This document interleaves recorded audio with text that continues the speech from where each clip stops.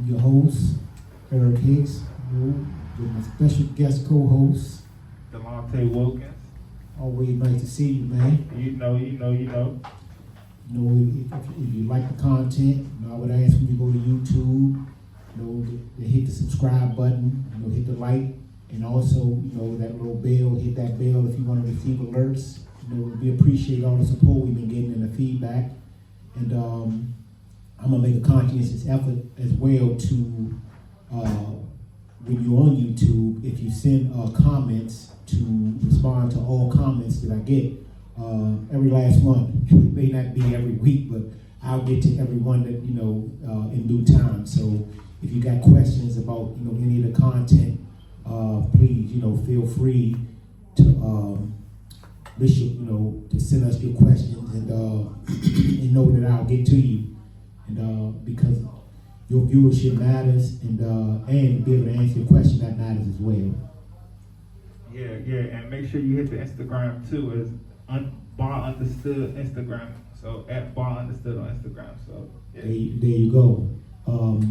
Today we're gonna discuss the new movie Origin. Excellent movie. For those who haven't seen it, I would recommend they see it. We're gonna discuss a little feud that Mark Cuban recently had involving DEI and his support of it.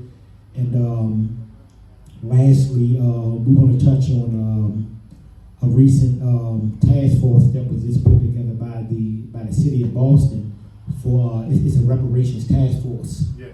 And some of the work that they're going to be doing in the state of Boston.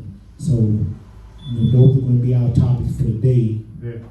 But before we get to those topics, I just had a couple things I wanted to go over real quick, in my quick takes. And of course, we got to get some love to Pat Mahomes. Yeah.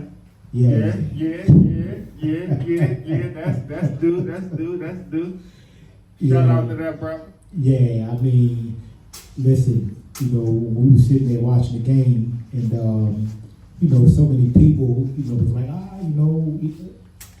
we want to see Lamar. I wanted to see Lamar, but to me it's a win-win because it just we got a brother representing the a quarterback in the Super Bowl. So for me it was a win-win.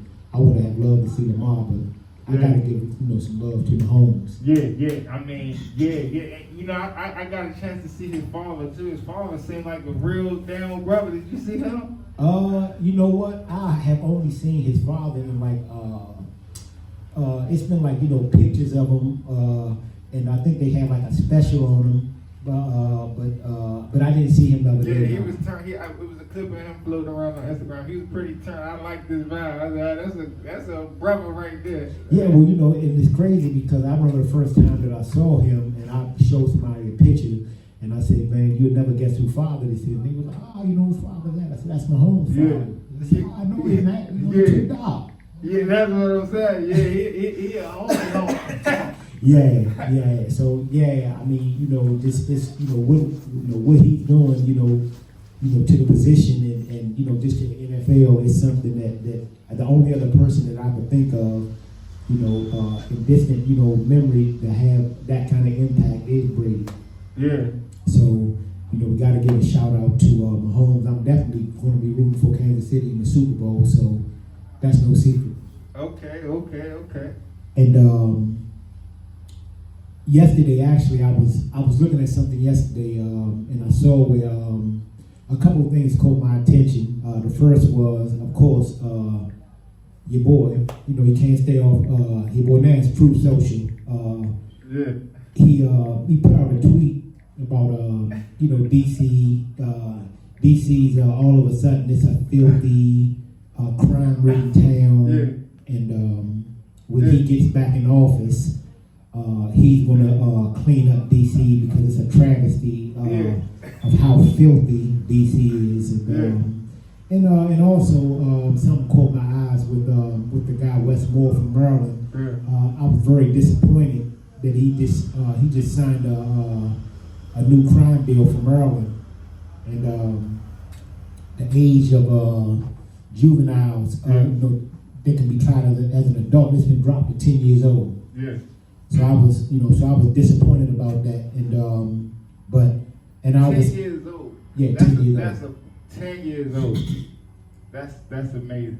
And I would hope that his constituents out of Maryland, I would just hope that they hold his feet to the fire, because I think that if you are a 10-year-old, the science is clear. The neuroscience is clear about the child's brain, and how that brain it differs from the adult brain, and just the fact that you're going to hold a person as young as 10 years old, you're going to hold them to the same standard as an adult.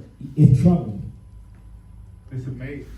That's amazing. Cause I have an 11-year-old, and my daughter, she doesn't have she's not an adult. She don't have the adult maturity. Well, exactly. Yeah. And then the thing is this. Yeah. If you can find that a 10-year-old child is they can be tried as an adult under certain circumstances for committing crimes, but I would ask them, can a child that's 10 years old, there's no waiver provision for them to get a license, Yeah.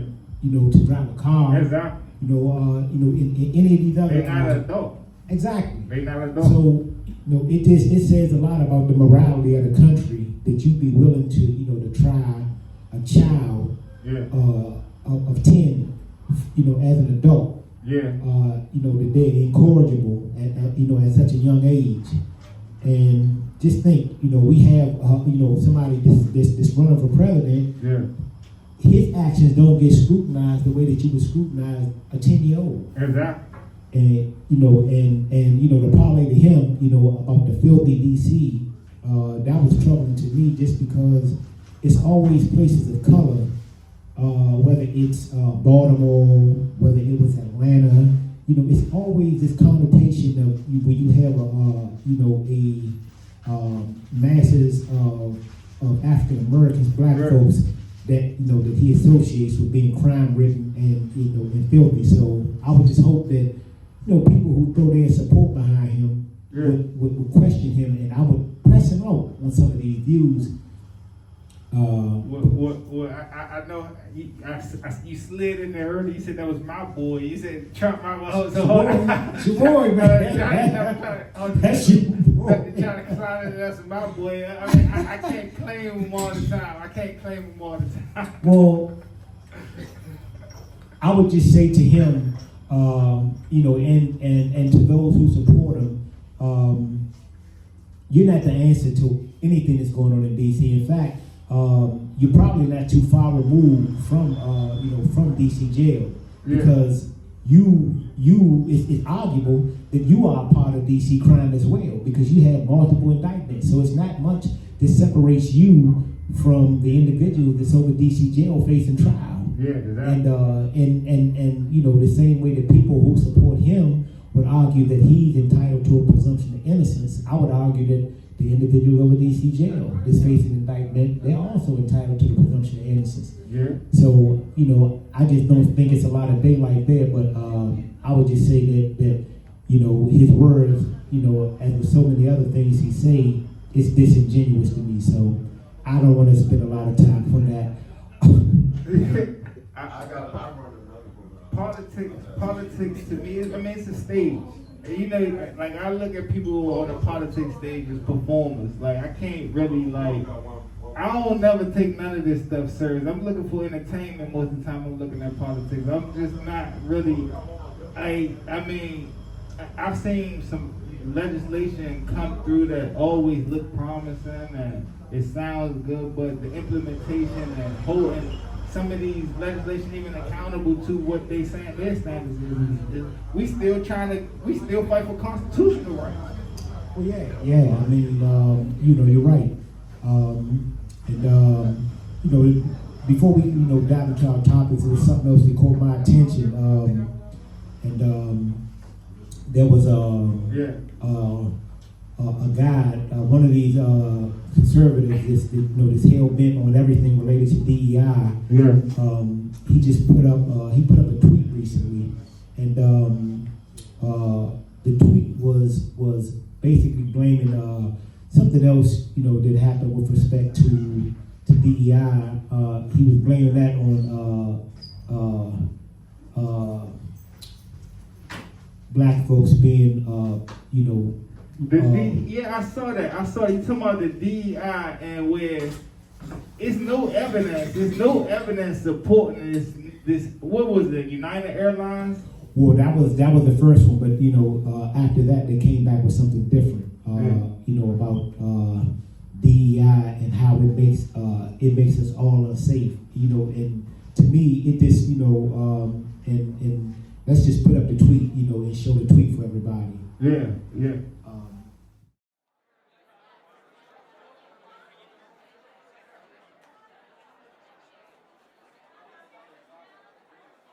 Now that you've read the tweet, I'm glad that the lady who decided to call him out on it, basically noted that it's convenient now that everything that happens now is all of a sudden related to DEI. Yeah. But that's something that we'll get into. There's no data backing it. There's no data backing this correlation. It's not like I'm not understanding. They just using this as an opportunity to the troll. Well, and I'm glad you said that because that they is wide. You know what I'm saying? And this is why I say that you have conservative values, but I don't consider you as a conservative in the ilk of them. You a different kind of conservative. Conservative. That's why it's so hard to box yourself into any of these particular terms because one could call themselves a libertarian. One could call themselves a conservative. One could call themselves a socialist. One could call themselves capitalist. All of these terms is like, you can't box yourself into actually any of them because it's not just cut and dry. For sure. And, but I always have to make that distinction that, just for me on a personal level, I think that the level of conservatism that you practice, I don't consider it the same as Republican conservatism. No. Because Republican conservatism, for me, it's just a front for being nationalistic. So one of the things one of the things about conservatism, at least from my understanding of it, because everybody interprets these things differently too, because like white conservatives is black, Islamic conservatism is different from like probably white conservatism, right? So if I'm thinking of it from the stance of minimum government intervention and more community accountability, that's my take on conservative, like more on that, around those lines. Not in the every man had their own politics. Every man think I can't tell a man what to be, so I'm just over here and minding my business. So that's my realm of conservatism, minding my business. We're tending to my business. What they got going on ain't got nothing to do with me necessarily, and it kind of it do hint at nationalism a little bit because I'm not subscribed to white conservative, they politics, but whatever their politics is, I'm not against it. You see what I'm saying? So I understand the politics of people saying less government and people, community, and because the government getting in our business and cause problems. I'm not a fan of this, the food stamp program. I'm not a fan of that. So that's not so yes, I'm conservative in that realm as well. But well, just a quick sidebar on that is that it's amazing that they were able to attach the face of African Americans to that when per capita it's more people in rural areas and it's talking about the food stamps, right? And more white people in general who receive public assistance. And I'll just end it on this note.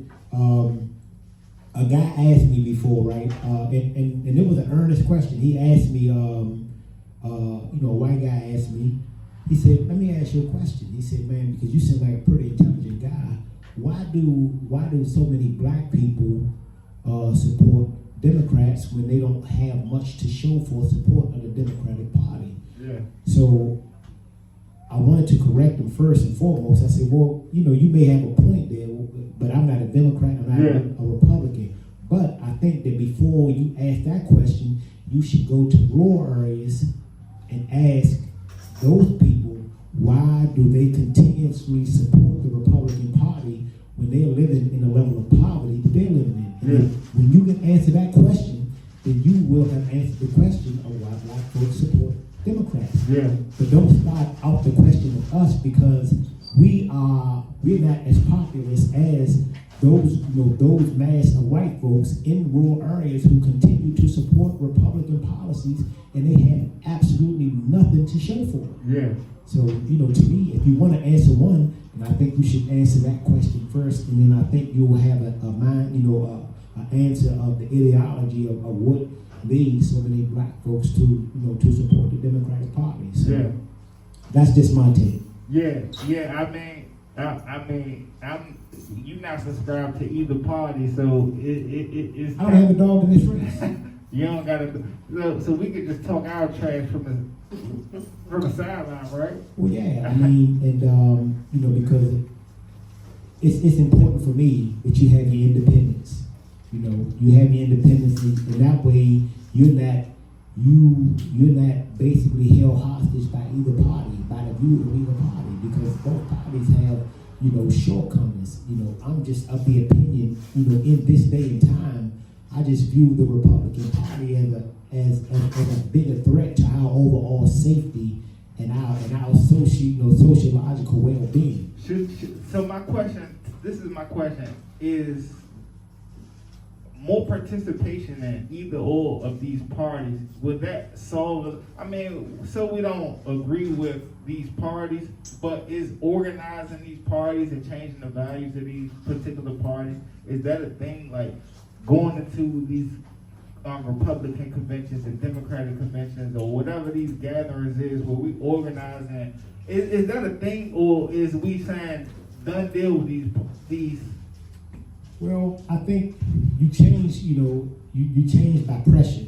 I don't think either party will change without there being a real threat of a third party to come in and represent the values of people.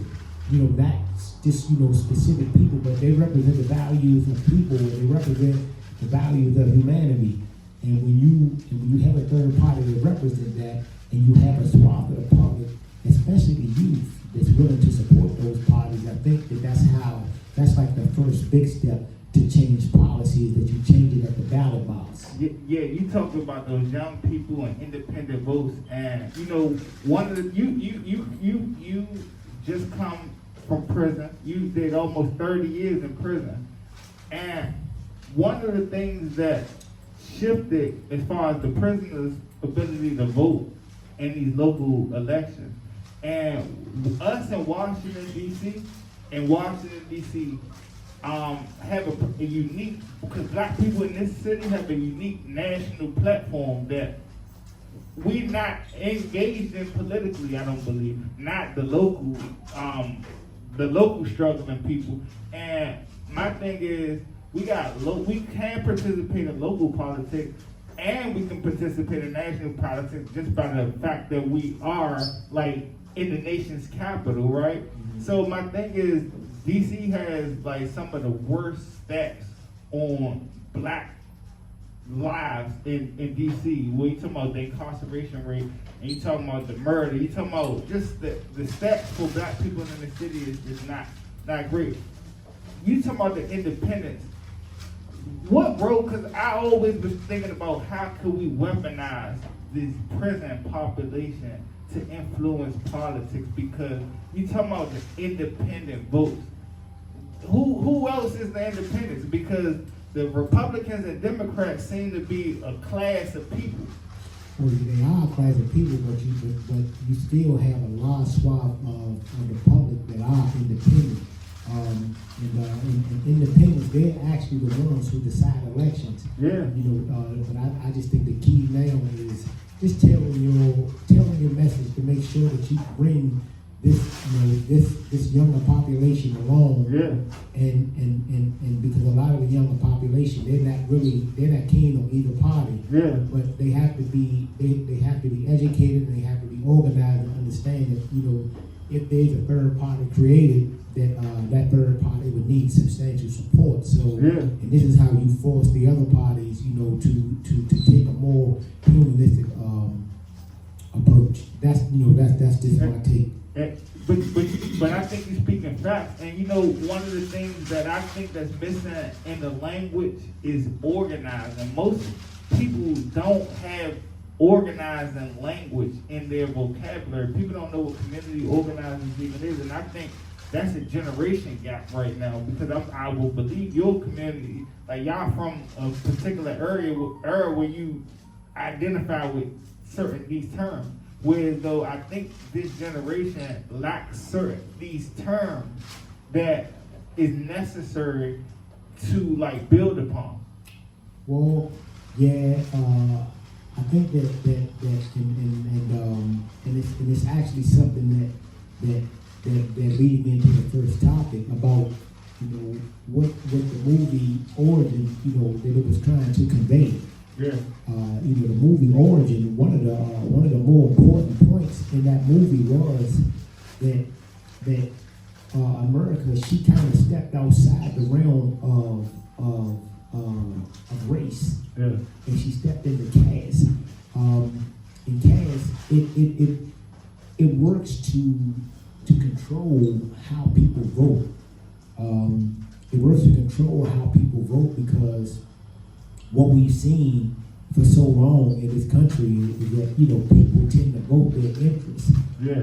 But I think that the movie was so masterful, and I would just say once again, I would recommend that everybody go and they see this movie, because it gives you a visual depiction of the role of caste and race and what role that plays in how our American society is structured. And yes, voting has something to do with that, but I think that people oftentimes because I read her book while I was away, and I would recommend that anybody read any and everybody read the book. The name of the book is called Caste. The Origins of Our Discontent.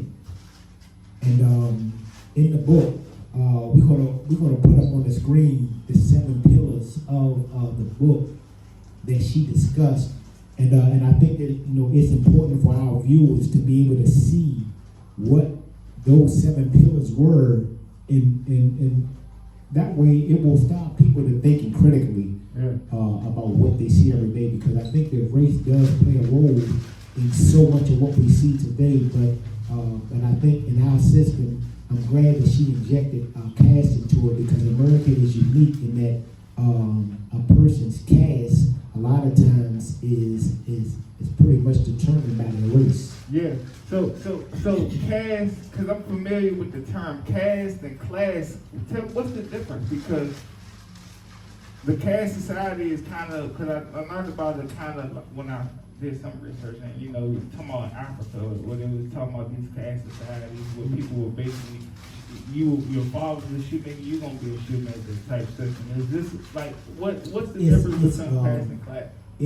It's similar to a class system. It's just that, but in India, one of the things you learn in the book as well as the movie is that in India you have a class of people that are called the untouchables. Yeah. And they are pretty much relegated to a certain level in society. It's at the very lowest, and by them being the lowest of society, there are certain rights that they simply don't have. Yeah.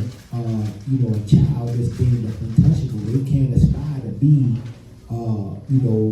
any of the greater figures in India because of that system of caste. They will always defer to the ruling class. But I just think the movie did such a good job of depicting that, but the movie also did a masterful job of showing how the Nazi Party how they got their so much of their influential ideology from the United States.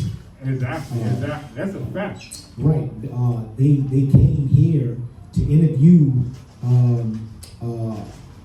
different figures in the South to find out what and how the system of Jim Crow was used. Yeah. And the only difference in Germany was that and it's not too much daylight between the Germany and the United States, is that the Nazis, their primary enemy at that time were Jews, whereas the primary enemy over here was the African American. The indigenous black people of America. Right. So if I could just put up, for the viewer, I want to show them the 7 pillars. I want to go through those 7 pillars real quick, so that they understand, and I'll read them out so that they can see, what those 7 pillars are.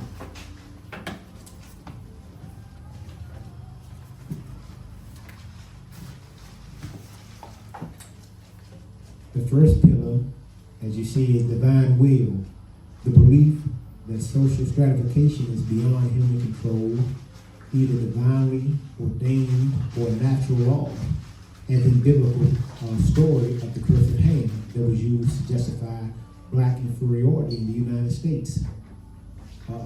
The second pillar is heritability, and that's the belief that social status is acquired at birth and immutable, as codified, for example, in the United States one-drop rule that determined black ancestry. The third pillar is endogamy, the prohibition of sex and marriage between castes, as in the former United States anti-miscegenation laws. The fourth pillar, purity and pollution, belief that the dominant caste is pure. It must be protected against pollution by the inferior caste, as shown in the segregation of facilities for bathing, eating, education, etc. in the United States Jim Crow era. The next is occupational hierarchy, the reservation of moral desirable occupation for the superior caste, as enshrined in United States Jim Crow laws that restricted black people to farm or domestic work. The next is the humanization and stigma, the denial of individuality and human dignity of lower caste individuals, as through the various arbitrary punishments and restrictions to which enslaved and free black people were subject to in the United States, down to the racist carnival games. The next is terror and cruelty, as a means of enforcement of the caste system and control of the lower caste, as through the whippings of slaves, the lynchings of black people in the United States. And the next one was inherent superiority and inferiority of caste. The belief that people of one caste are inherently superior to those of other castes, expressed, for example, in restrictions on clothing or displays of status by lower caste people, such as the driving of a car. It's important for people, to take note of this, because I think that a lot of this are, it's things that we see in our everyday life that we don't ordinarily connect with a system of caste, that's been affected by race. Yeah. And it's important, for black folks to understand that. I think if you recall, Trump, he said something recently about poisoning the blood of this nation, immigrants. And I cautioned people back then that, when he spoke about poisoning the blood, he wasn't talking about poisoning he was mainly speaking about poisoning the white blood, the Aryan blood of the country. So, and a lot of these things, we relate them to Nazi Germany, but we know that those things came from the United States. So I always caution black folks just to be careful, be careful and be knowledgeable, because something can look so perfect from the outside, but from the inside it can be rotten. This just kind of, it's relating but it's just like, cause I'm big on history. So when you start talking about these flags, you talking about the French, the English, and all these people that colonized America. Once you start talking about Germany and these white people, I just automatically think about colonizers and the race in America. Well, I'll tell you a point that I found to be amazing. Yeah. And it kind of relates back to my disappointment with Wes Moore. Yeah. In the legislation that he just signed in Maryland. And that is, I didn't know that in Germany, that elementary school kids, they are required to learn about the Holocaust. I never knew that. Yeah. And that's important because, people argue over here. You have Wes Moore signing a bill that would allow kids the age of 10 to be tried as an adult, and yet you have history being attacked by Republicans, and they make the argument oftentimes that critical race theory, which I don't describe to, because I think that's just it's like a boogeyman type term. I think that I only deal in absolutes. We either deal in absolute truths or we're dealing in falsehoods. So you in favor or not in favor of teaching critical race theory? Well, I just think that that's a name that they attach to it to make a boogeyman. Okay. When I say that I deal in absolutes, meaning that you're either going to teach your kids the true history of the United States, or you're going to teach them a lie. Oh, okay. I see what you're saying. But I think that if German kids in elementary school are mature enough to learn about the Holocaust, then I have to ask myself, if our kids are advanced enough to try as adults, then why can't they be mature enough to learn about the history of the United States? I think what's so critical race theory got a lot of these people upset, right? And I do know about a little bit about this, where so you inflamed about the truth. A lot of people inflamed about the truth, and remember we talked about this in one of our shows where these white guys say it's okay to be white. It's okay to be white, where they're more interested in the narrative, where they have been having a stand on whiteness. Been having a stand on whiteness, and white, when you do the history, don't. Well, that's why I say, people have to be mindful, and that's why I recommend the book. I recommend the book and I recommend the movie, because you can't effectively combat something until you know what it is that you're fighting against. Exactly. So in that case, you full critical race theory in theory of teaching it in these institutions, because it's the truth. Well, right. Well, that's the thing. I don't call it critical race theory. Okay. We either going to, as a country, we either going to rise on the truth or we're going to fall on deception. So this is the truth, though. This is a question that I think is the biggest question for all. If everyone comes from the same human race, which the original man is a black man, and this white species is some sort of, it's not, it comes from blackness. Is this the thing that we're going to accept? Because when I sit right there and think about the like what has happened in the history, because I'm a big history scholar, and I'm looking at this thing and I'm like, this is what people fight. Because at one point we arguing that white people and black people is two different species. Like this is something totally different, and I don't see the evidence to support that. There's no scientific proof to support that. So what are we talking about? We're talking about a system of race and a system of caste. Yeah. People have made fortunes by keeping people divided. Yeah. And if you get people who happen to be white to ascribe to whiteness, then this is how you effectively implement a system of caste. And that's why I would encourage people to read her book. Yeah. And I would encourage people to go see the movie, because sometimes we tend to learn more through our depictions that we see in cinema or whether it's in a show. If you actually see these depictions, then then it gives you a more visceral feeling, and you're able to now connect dots that you may not be able to connect when you read. Yeah. So, but I would just want people to understand, especially people that look like me. I want them to see this, because we have to, first and foremost, we have to be able to defend ourselves from all type of white aggression that we encounter daily.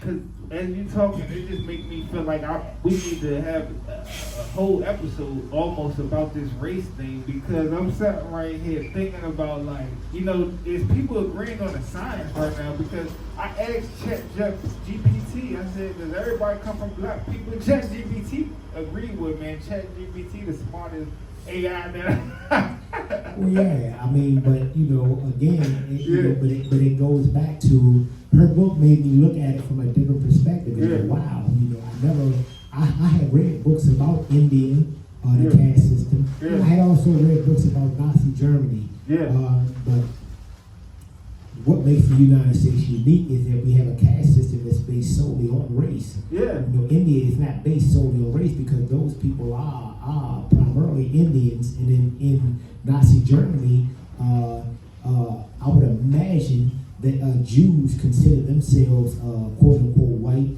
and Germans consider themselves white. So you had a system that was that was based on the inherent inferiority of the Jews as made inferior by Nazi Germany. Wow. So because you diving into history right now, and this thing get deep. Because I said right there, and you said that Jews identify as white. Because this is one of the topics that I understood that to be a factual thing, but some people will argue, something in between, because Jews is not so-called a race. However, when I'm sitting right here looking at this history, and I'm like, that's why I think we need to have a whole segment on this particular thing, because it gets deep where I'm drawing the line at. When I'm drawing the line at with this stuff, because I'm sitting right here saying a conspiracy, and a lot of people have used race as to whiteness to enforce a class system.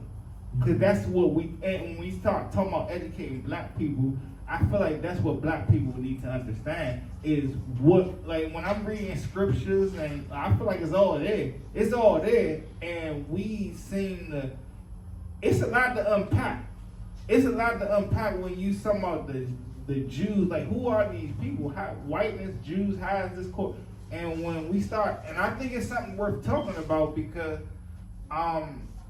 it's a big thing, because it seems as though whiteness is positioning themselves to be victims early on, and that's what's motivating them in Palestine to sit right there and say, what, we deserve this because look at what happened to us in the battle. And I'm sitting right here like tracing this, and I said, because my take is this day story. That's my take. This day story. Now they burnt our story, but I'm saying that's what my take is. But it's people in our community, Christians, Muslims, whoever, who refuse to acknowledge race in these things, and this is history that these people is claiming. I think it. And this is what made the movie, such a great parallel to the book, is that because you have an understanding of the role that race plays in one's caste.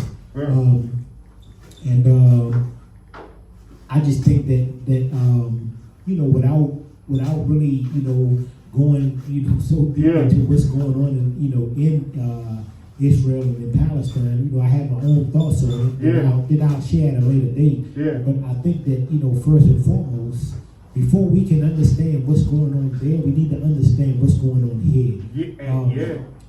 Because our condition, is the result of hundreds of years of deliberate action. And people will tell you that your eyes, don't believe your lying eyes. Don't believe something that you see every day. So right in your face, you've been gaslighted right in your face. Right, but the movie does a great job of not only giving props to the sister Isabel Wilkerson, which she deserves massive props, but but it also just shows you how systems work, and how there's a direct parallel in the United States between a person's race and a person's caste. So in closing, I would just say that I would recommend that if you haven't got the book, that you get the book. I need to get the book. Caste, the origins of our discontent. And if you haven't saw the movie, I would recommend that you go see the movie. Listen, my wife cried, throughout the movie, but for good reason. And but it's something that I would recommend people, to go see. And I would hope that everybody, takes the opportunity to go see it. And I don't think that it's ironic that the movie is coming out, during an election year. Because I just think that, at this point, especially when it comes to black people, we have to be incredibly cautious on how we choose to cast our ballot. Because we're always under attack.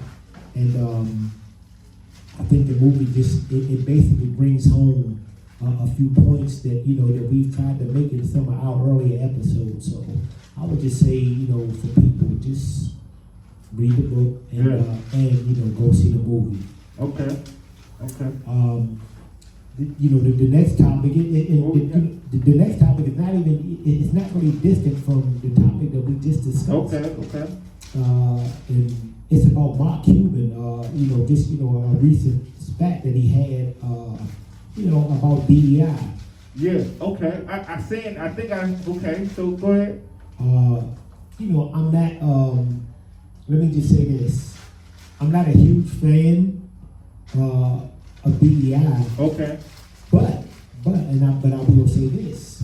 And I understand that it's necessary, and for all of the black folks that are calling for DEI to be removed, I think that you should be careful, because you're not offering anything in its place. And a lot of people that's calling for it to be removed, I think that they have a fundamental misunderstanding of what the 14th Amendment was designed for.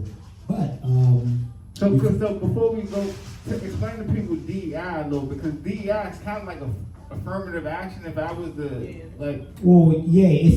it's like a parallel of affirmative action. Okay. And that was shot down this summer by the Supreme Court. Exactly. So it was ruled to be unconstitutional, and so ever since then, you have a band of conservatives that have been threatening various companies, saying that your DEI initiatives violate the 14th Amendment. Mark Cuban, he actually came out in favor of DEI. And I don't really have any particular thoughts on Mark Cuban. I don't, he may be a good dude. I really don't know enough about him, but I do know. But in this instance, I understand exactly what it is he's saying. So let's take a look at the video.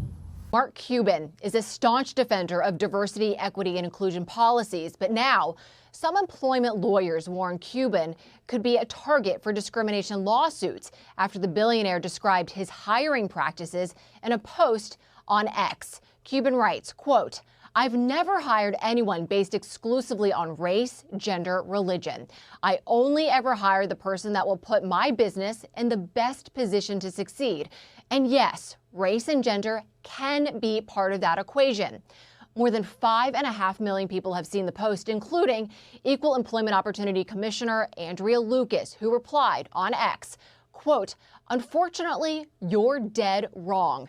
As a general rule, race/sex can't even be a motivating factor, nor a plus factor, tiebreaker, or tipping point." Lucas told Fox Business the law is crystal clear on that point. I like to say we're the Equal Employment Opportunity Commission, not the Equitable Outcomes Commission. Big distinction between equity and equality. If your DEI program is about equity and it's about race-based decision-making that you're just describing as good discrimination, yes, that's violating the law. Come on, break that down to me. I think that when you listen to media, of course, I'm not a huge fan of cable Fox News. You know, it's you know, they have an agenda. To me, you know, and I'll just say it, you know, they have an agenda that's anti-black. But on another level, they keep their viewers in a state of ignorance, and it's sad that their viewers don't ask more questions, because I think that when you attack something like DEI, and like I said, if our democracy was truly the democracy that it professed to be on paper, or if we were going toward a more perfect union, which is what the Constitution stated, then we wouldn't need policies like DEI. But the sad reality is that we live in a society where we know, if you just look at the statistics, that black folks, and other people of color, they are not represented, proportionately with their, with their percentage of the American public in some of these, whether it's Wall Street, whether it's Silicon Valley. You have to ask yourself, how is it just that black folks... I read somewhere that black people are 1% in the luxury fashion industry.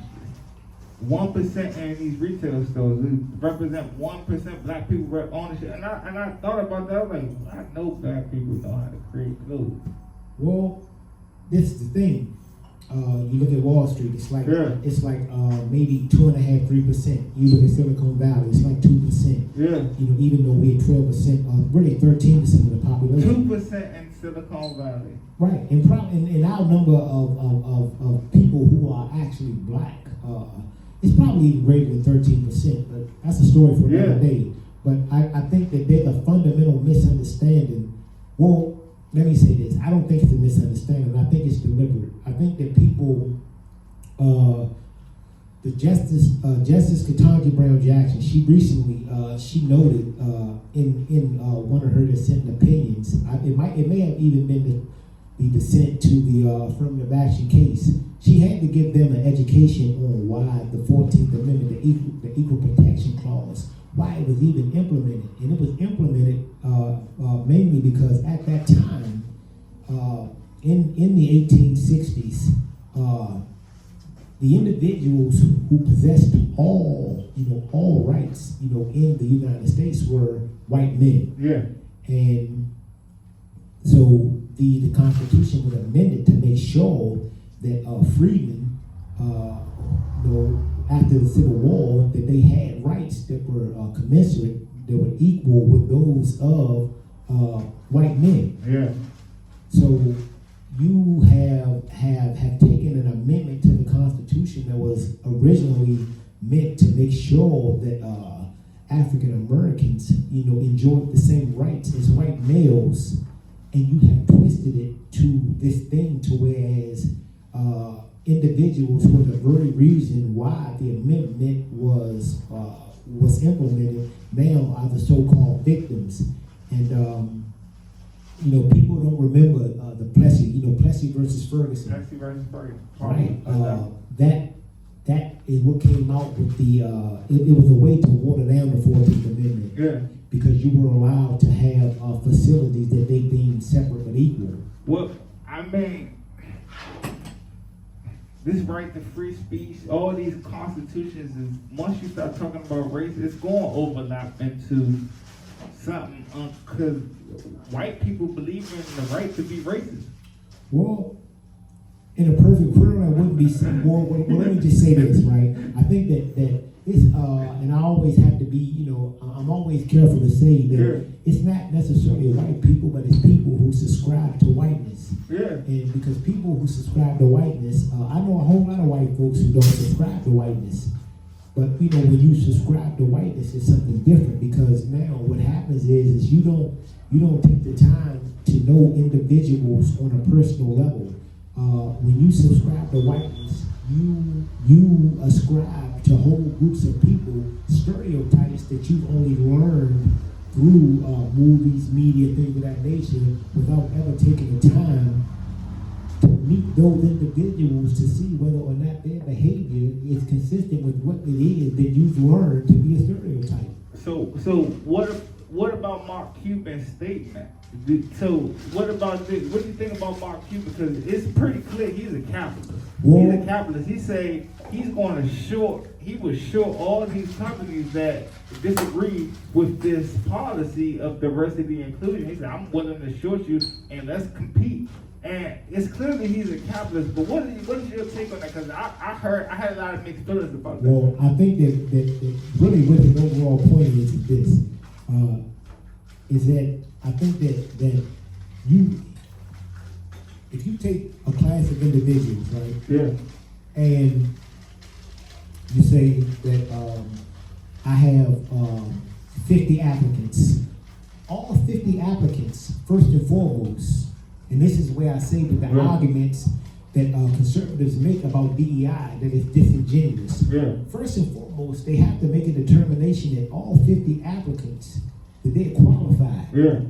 Now, it's ingenuous to say that when you reach into this pot to put out one of these individuals, that they're not qualified. There has to be a determination first and foremost that everyone is qualified for the position that they're being considered for. Yeah. So now, once they've reached that threshold of being qualified, now what he's saying, from what I've seen, is that, hey, you know what? If I take this black woman, if I take this black man, or even if I take this white woman, she's already been deemed to be qualified. Her qualifications stack up to everyone else. Yeah. And that's why I think the arguments are disingenuous, because people would have you believe that people are being selected for these positions and they're not qualified for these positions. So that's one strike. But the second strike is that you have to understand the historical context of the 14th Amendment. And when you understand the historical context, it's absurd for you to come to me and make the argument in good faith that a white male can be that he can be discriminated against. Now, don't get me wrong, because I'm a firm believer of the Constitution. Yeah. Now, and I think that if he's qualified, do I think that he should be passed over for the job? Because there's some people who would say, "Oh, well, what you're saying is that he should be passed over." Yeah. I'm not saying that. Yeah. But diversity included. I mean, you have to acknowledge some of the things that's happening is what motivated the 14th Amendment in the first place is what you're getting at. Because at the end of the day, race became a thing. Well, the 14th Amendment, the Equal Protection Clause, it was added to the Constitution solely for the purposes of race. Because it's not race blind. It's not race blind is what she clearly made clear. It's not race blind. Exactly. So now you have people that's coming along saying that these things should be race blind. But my thing is that we've tried this before. When we've tried to rely on the good faith of individuals within the United States to simply do the right thing, and we've already seen how that's ended. But you know what stood out to me, and this lady was right, and the one that we just saw, this lady, she said, this is the equal opportunity office, not the equity. And equity and equality is two separate things. And when I sat right there and thought about that, I was like, oh, snap, she's acknowledging everything that you even